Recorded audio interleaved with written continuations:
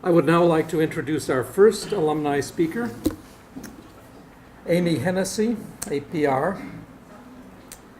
Amy serves as Ulupono Initiative's Director of Communications. She has nearly 20 years of experience in communication strategy in Hawaii. Amy volunteers on the boards of the University of Hawaii Alumni Association and Helping Hands Hawaii. She was named a woman to watch in Pacific Business News in 2015. Women who mean business. Amy holds a bachelor's degree in journalism and public relations and a minor in marketing and management from the University of Hawaii at Manoa, a fine institution. Originally from the Big Island, Amy enjoys going back to visit her family and traveling around the world. Please join me in welcoming Amy.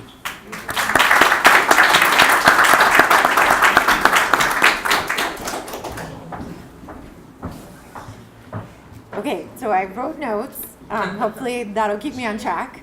Yeah, whatever. So I'm so delighted to be the inaugural speaker in the inaugural event. That's kind of a distinctive honor. Thank you so much for thinking that I have something important to say. I am part of a proud history of UH. In terms of my family, my father is a retired faculty from the University of Hawaii Hilo. My mom was part of the administrative staff there. My brother is a proud graduate of Hilo, and I'm from Manoa, so a whole lot of UH going on. None of which was in food. So the irony of me being here as part of this conversation about food is not lost on me, but I do like to eat, and that started my foundation on the work that I'm doing. So we at Ulupono Initiative are so lucky that we have been tasked by our founders, Pierre and Pam Omidyar, to tackle some of the issues that we have in Hawaii, one of which is, how can we get back to being more self-sufficient in terms of food? And so we do a lot of work with different organizations in the community to try to understand where we can make investments that try to have impact on those different areas. So we're fortunate actually to have worked with both Gary and Amanda on different projects. We funded in the early days Ma'o for part of their expansion, which is fantastic. And we're just so excited to see the work that they're doing continue on. Both from the food production side and also the growing of the youth in the community.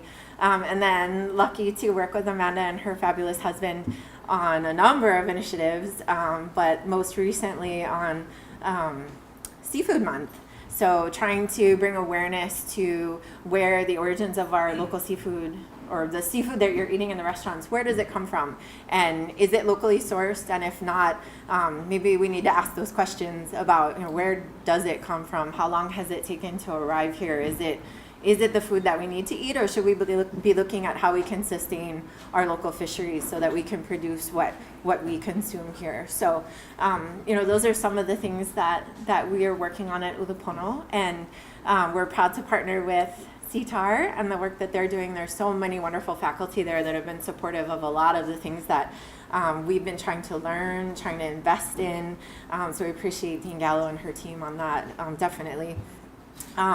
And before I ramble more, so for us, for Ulupono, our goal is to get back to a minimum of 30% local food production. Right now we're at about between the numbers, there's no set number. Some people say 10, some people say 12%.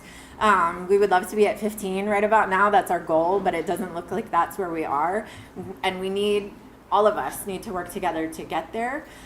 So we're trying to make investments in organizations that are going to get us there quickly, so that we can achieve our goals. And I think having partnerships with folks like Ma'o and Amanda and Mark and the various folks in this room who are doing great things in food, I think that's the only way that we're going to get there. We're an island community, we're isolated, we have limited land, and so I was trying to think of what brings it all together in terms of Ulupono, and it's really, for us, we bring the financing that helps bring the farmer and the land together to create the food that we need. So trying to think of what else might be of interest to you. Most recently, we invested, some of the things that we're investing in are feed production. So a huge cost for farming, especially animal agriculture, is the cost of feed. So we import just about everything currently, and so we wanted to try to invest in things that will help us get back to being able to produce local feed so that we're not reliant on the imports. We aren't held to the cost of oil for transport of those things, all of those different factors that can make farming really expensive. So we recently invested in a partnership with Hawaii Pacific, but also at UH Hilo, the Oceanic Institute feed mill. So it brings all of the academic folks together to try to tackle that problem. And hopefully that will, bless you, work on, you're welcome, it's a habit, on one of the other things that we're working on. So you may have heard a little bit about our work in grass-fed initiatives. So one of the things that we're very proud of is our partnership with Parker Ranch on the Big Island for Paniolo Cattle Company. We're bringing in additional ranchers statewide to that initiative so that we can have a locally grown grass-fed product that's in our grocery stores. It's actually already available in Chef Zone, and it looks like we're going to be in Safeway in January. So we're very excited about that. So keep your eyes open for the product. And then we're working very diligently on a grass-fed dairy project on Kauai. You might have heard about that. I spent quite a bit of time on that project. We're just trying to get back to using the natural resources that we have to make food production easier, more cost efficient, more sustainable, both from the environment and from the financial standpoint. So with that, I will stop talking and say mahalo, and it's such an honor to talk with you, and hopefully that was valuable.